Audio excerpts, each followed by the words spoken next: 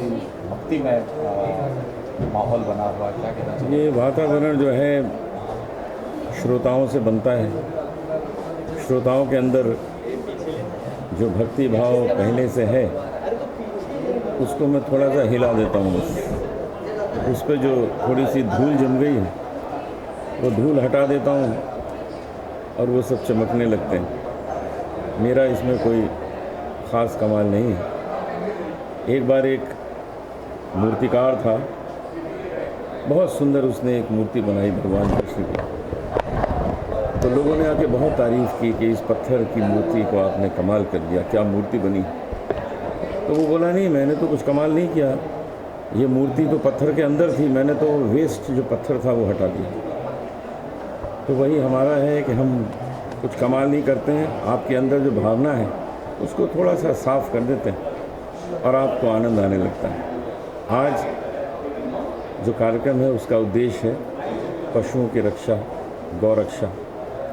गाय हम लोगों को कितना कुछ देती है और हम उसको कितना कष्ट देते हैं। अगर ये चीज़ें हम समझ लें तो हमारे अंदर गौ रक्षा का भाव जागृत हो जाएगा और आज के कार्यक्रम का जो लक्ष्य है, जो उद्देश्य है, वो सफल हो जाएगा। अनुज जी, बात करें, होली आ रहा है,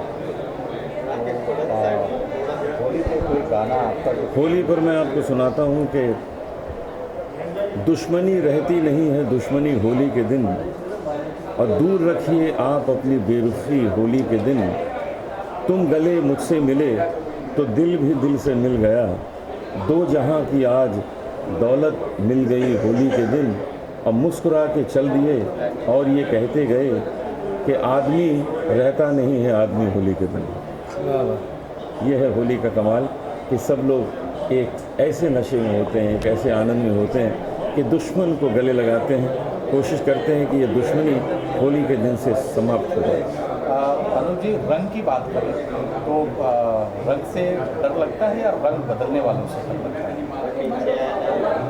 जो कुछ बदलता है उससे डर लगता है, क्योंकि जो बदलाव है वो वैसे तो पॉजिटिव होना चाहिए, लेकिन जब उसको नेगेटिव देखते हैं तो दुख होता है। जैसे अगर मैं संगीत की बात करूं तो एक संगीत वो होता था कि हम 50-60 साल पुराने गाने भी आज गुनगुनाते हैं, गाते हैं, लेकिन अब जो गाने आते हैं वो 2 महीने 3 महीने बाद हम भूल जाते हैं। ऐसा क्यों होता है? ये जो बदलना है, ये जो बदलाव है, अगर वो सुंदर हो, सुघड़ हो, शाश्वत हो तो बड़ी खुशी होगी।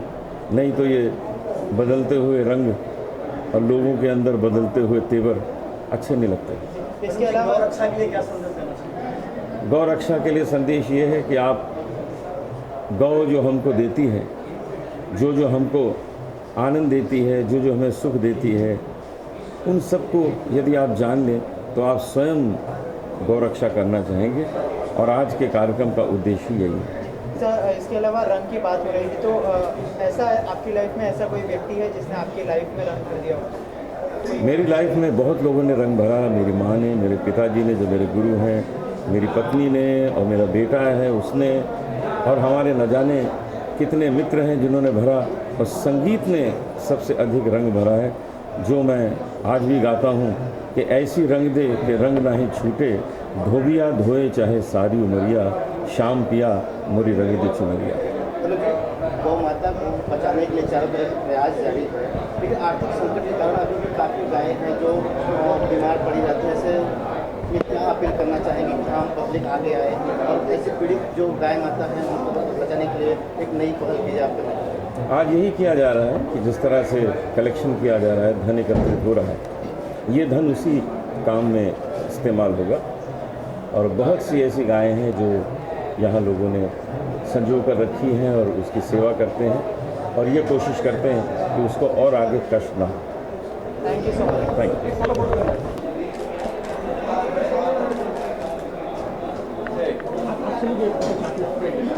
एक फोटो मारो, एक फोटो।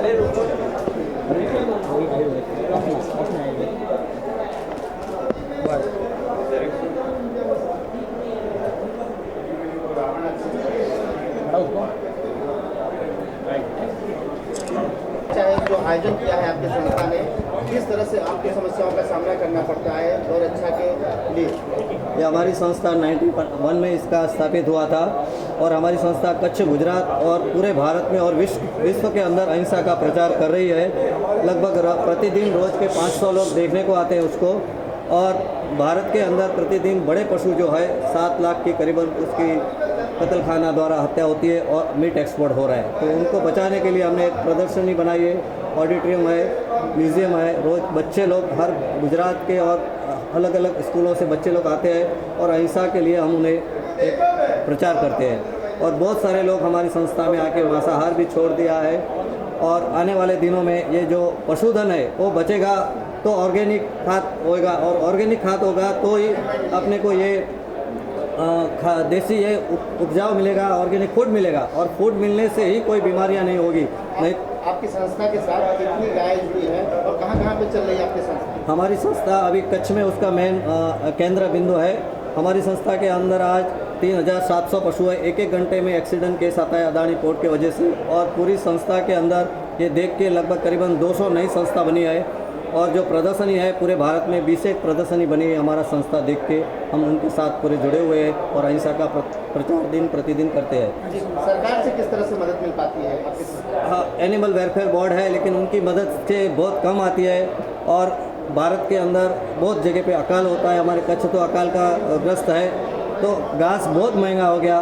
रोज़ का 8-10 रुपये केजी का घास हो गया, तो 3000 पशु के लिए रोज़ का 2 लाख का खर्चा है। तो सरकार की कोई साल के अंदर 5-25 लाख रुपये डोनेशन आता है, उससे नहीं, लेकिन दान दाताओं के द्वारा ये संस्था चल रही है। आखिर में आपसे जानना चाहूँगा, क्या आगे क्या स्टेप लेने वाले हैं और किस तरह के कार्यक्रम और ऑर्गेनाइज करने वाले हैं? आगे चल के इसकी इतनी ज़रूरत बढ़ेगी जब लोग समझेंगे कि ये प्रेस्टीज दवाई खा के हम बीमार हो रहे हैं, किडनी फेल हो रही है, दूसरी हज़ारों रोग अंदर घुस गए।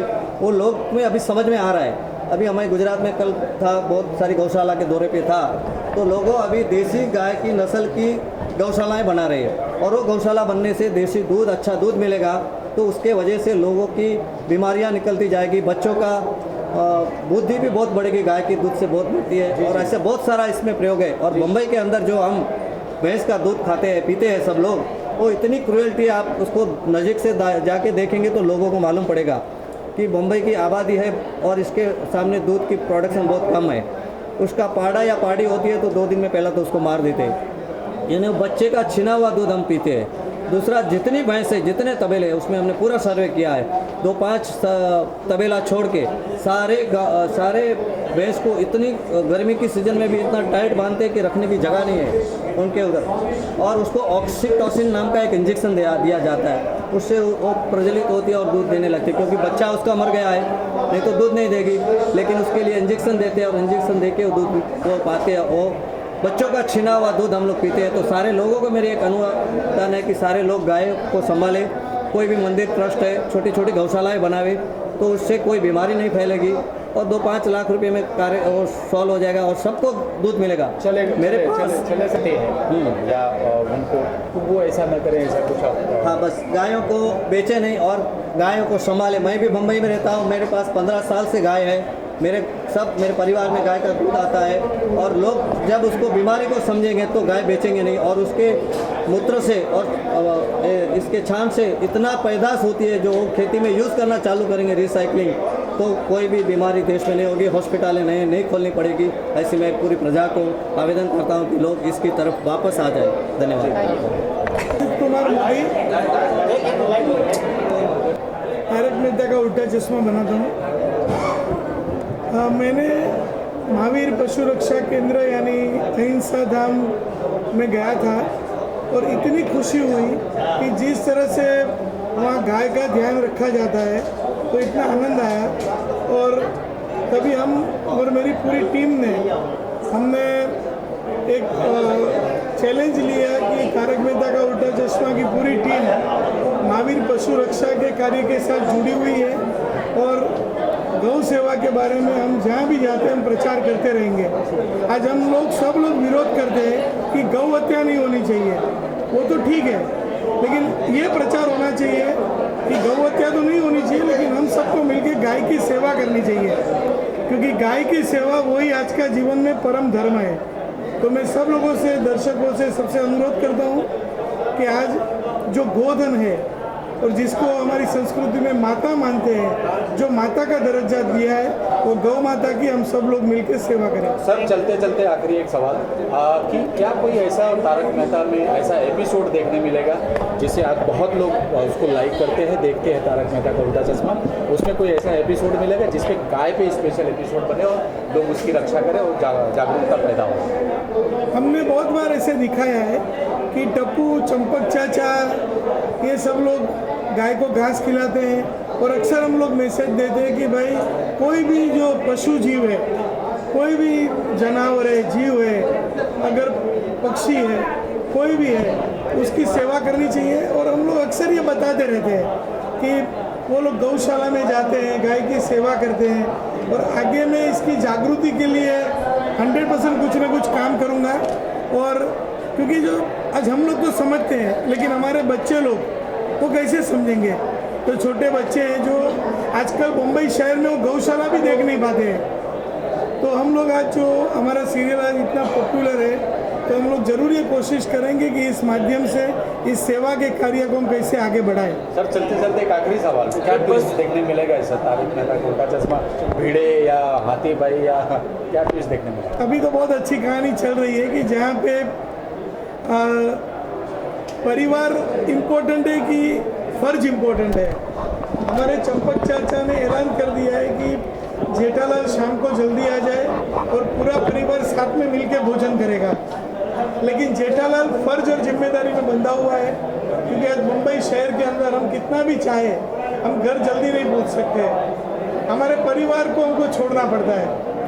तो चंपकलाल को बुरा लग जाता है कि जेठालाल अपने परिवार को कम महत्व देता है, लेकिन जेठालाल को सर पे जिम्मेदारी है, दुकान संभालना है, अपने परिवार को ध्यान रखना है। तो ये बाप और बेटे का भयंकर एक तनाव होने वाला है, झगड़ा होने वाला है, लेकिन डरिए मत, वो हंसी का झगड़ा है और एक अच्छा सा मैसेज देंगे। क्योंकि हर घर में ऐसे होता है कि हम लोग कहीं जिम्मेदारी हमारी अदा करने के अंदर, जिम्मेदारी हमारी पूरी करने के लिए हम कभी परिवार को कभी भूल जाते हैं, हमारी थोड़ी मजबूरी हो जाती है। तो किस तरह से उसका हमने बहुत अच्छा सा एपिसोड बनाया है, तो मैं अनुरोध करता हूँ ये एपिसोड भी आप जरूर से देखना। Thank you so much. Thank you. Anchor वाला अहिंसा धाम का आज का जो कार्यक्रम है, सचमुच में अपने आप में एक वैशिष्ट्यपूर्ण कार्यक्रम है। मैं स्वयं अहिंसा धाम देखकर आया हूँ कच्छ में, और जिस प्रकार से गौ माता की सेवा ये अहिंसा धाम में होती है, हमने एयर कंडीशन और ICU सेंटर्स मुंबई में तो देखे इंसान के लिए, लेकिन गौ माता के लिए, पशुधन के लिए इस प्रकार के ICU, इस प्रकार के एयर कंडीशन उसकी सेवा ये बहुत कम जगह देखने मिलती है। और सचमुच में एक बहुत अच्छा कार्य है, जिसके साथ निश्चित रूप में हम सबको जुड़ने की इच्छा रहती है। और सालों से, वर्षों से इस गौ सेवा के माध्यम से बहुत अच्छा काम हो रहा है। मैं अहिंसा धाम के, अक्षर वाला अहिंसा धाम के सारे समस्त पदाधिकारी और कार्यकर्ताओं को सैल्यूट करता हूँ। मुझे लगता है कि देश का सबसे बड़ा दुर्भाग्य है, आज हमने देखा विधानसभा में MIM पार्टी के विधायक वारिस पठान, उन्होंने मैं भारत माता की जय नहीं कहूँगा, और जिस फ़क्र के साथ कहा कि जैसे कि पाकिस्तान मुर्दाबाद कोई अगर बोले तो वो जिस आवेश में बोले, उस आवेश में दुर्भाग्य से उन्होंने कहा कि मैं भारत माता की जय नहीं कहूँगा। हम सब ने मिलकर के इसके खिलाफ आवाज़ उठाई, वारिस पठान को निलंबित भी किया है कुछ समय तक के लिए। लेकिन मुख्य बात यह है कि ये जो देश में चल रहा है, देश के खिलाफ बोलने का जो फैशन की शुरुआत जवाहरलाल नेहरू विश्वविद्यालय से हुई, कुछ मीडिया हाउस ने करने की कोशिश की, तो मुझे लगता है बहुत दुर्भाग्यपूर्ण है। इस प्रकार के लोगों को हीरो बनाना, यही दुर्भाग्यपूर्ण है। और कल तक हम एक छोटे छोटे वारदात सुन रहे थे, आज विधानसभा के अंदर ये बात सुनने को मिली, मुझे लगता है इससे बड़ा दुर्भाग्यपूर्ण बात और कोई नहीं। और मैं एक ही बात कहूँगा, मैं इशारा देता हूँ इस प्रकार के सारे तत्वों को कि देश का हर नागरिक, हर धर्म का, हर जाति का, हर पंथ का, हर उम्र का हर नागरिक ये भारत माता की जय बोलने में ही गौरव प्राप्त करता है। और भारत माता की जय मैं नहीं कहूँगा, ये बोलने वालों को ये देश कदापि माफ़ नहीं करेगा। फंड रेजिंग की जा रही है, क्या कहना चाहेंगे इस बारे में, इस इनिशिएटिव के बारे में? ये बहुत ही बढ़िया और बहुत ही अच्छा कार्य कर रहे हैं महेंद्र भाई और उनकी जो संस्था है एंकर वाला अहिंसा धाम। और बहुत सालों से ये बिना किसी निजी स्वार्थ के सिर्फ सेवा की भावना से ये गाय माता की सेवा के उद्देश्य से बहुत ही बढ़िया कार्य कर रहे हैं और उसी को सपोर्ट करने के लिए आज मैं यहाँ उपस्थित हूँ। और मैं जो भी ये आप देख रहे हैं उन सबसे विनती करता हूँ कि आप भी जहाँ भी है आपके आसपास आपके इलाके में अगर कोई गौ माता अगर पीड़ित है या उसे कोई नुकसान पहुँचा रहा है तो आप प्लीज़ उनकी रक्षा करें, उनकी सेवा करें। और जहाँ भी हो, जितना भी हो सके गौ माता की सेवा जितनी भी हमसे हो सके हमें करनी चाहिए। टेलीविज़न एक सबसे बड़ा माध्यम है लोगों तक पहुंचने का, तो इसके थ्रू आप इस इनिशिएटिव को कितना फैलाना कोई चाहोगे? ऐसा एपिसोड बनाएंगे कन्वे जिसमें करना गौ माता पे हो? बिल्कुल। वैसे वो तो हमारे प्रोड्यूसर आसिफ कुमार मोदी जी जो है उनका मतलब डिसीजन होता है, क्योंकि चैनल के साथ मिलकर के क्या कहानी कैसे कौन से एपिसोड में बनानी चाहिए।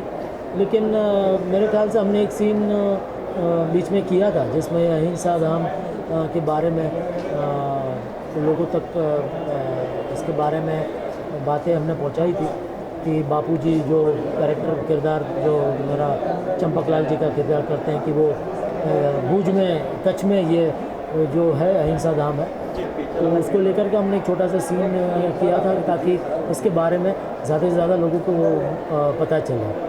इसके अलावा होली आने वाली है, तो होली आप किस तरह से सेलिब्रेट करते हो? और कोई ऐसी व्यक्ति है जिसने आपकी लाइफ में कलर भरा हो? ऐसी व्यक्ति तो मैं कहूँगा कि आज तो सब आप लोग हैं, आप सब ने हमारे जीवन में बहुत रंग भरे। जब से तारक मेहता का उल्टा चश्मा आया है, आप लोगों ने इतने सारे रंग भर दिए हमारे जीवन में कि अब पूरा हमारा जीवन रंग बिरंगी हो गया है। इस साल किस तरह से सेलिब्रेट करने वाले हो? मैं वैसे तो सेलिब्रेट करता नहीं, क्योंकि इस साल तो वैसे भी नहीं करनी चाहिए क्योंकि पानी की बहुत ही कटौती है और बहुत ही बड़ा प्रश्न है। तो मैं सब अपने दर्शकों से भी विनती करूंगा कि आप भी हो सके उतने थोड़ा सा गुलाल एक दूसरे के चेहरे पे लगा के, सिर्फ गुलाल का टीका लगा के आप मनाइए, बाकी पानी से बिल्कुल होली मत मनाइए। Thank you so much.